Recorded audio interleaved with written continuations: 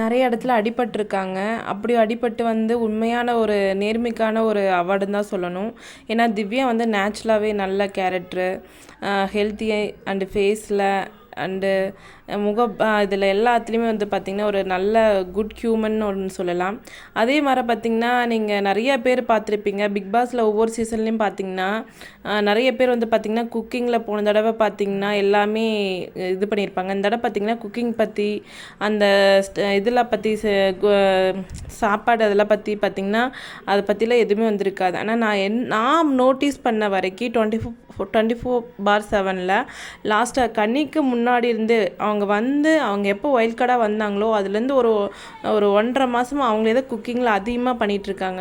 ஆனால் நிறைய பேர் பார்த்திங்கன்னா விக்ரம்லாம் பார்த்திங்கன்னா திவ்யா ஒரு நாள் கூட குக்கிங் பண்ணது நல்லா இருக்குது அப்படிங்கிறத சொன்னதில்லை.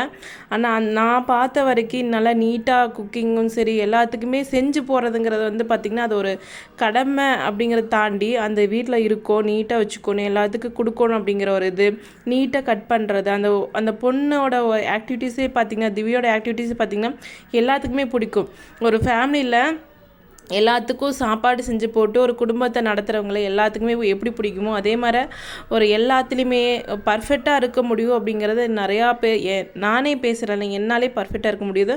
அந்த அளவுக்கு தகுதி திறமை எல்லாத்துக்குமே திவ்யாவுக்கு இருக்குது. அந்த பிக் பாஸ் வீட்டுக்குள்ளே யார் யாருக்கு பிடிக்காமல் இருந்தாங்களோ எல்லாத்துக்குமே பார்த்திங்கன்னா திவ்யா பிடிக்க ஆரம்பிச்சிருச்சு.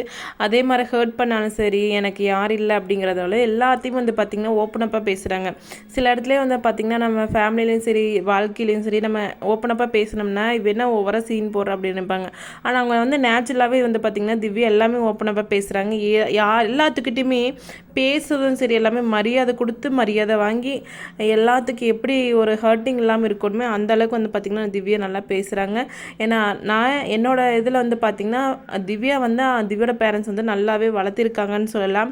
அவங்க எத்தனை நாளாக இந்த இண்டஸ்ட்ரியில் 10 இயர்ஸாக இருந்தாங்களோ அதோட தகுதி எல்லாமே அவங்களுக்கு கிடைத்த ஒரு மிகப்பெரிய வெற்றின்னு தான் சொல்லணும்.